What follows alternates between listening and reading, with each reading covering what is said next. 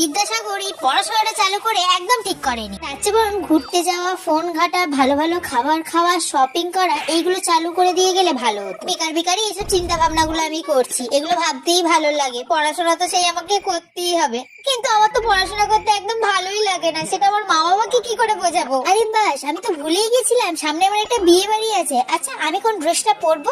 ওই ড্রেসটা পরবো যেটা লাল গ্রাউন্ড টাইপের। হ্যাঁ, ওটা পরলে তো আমাকে পুরো ঐশ্বরিয়া রায় লাগবে।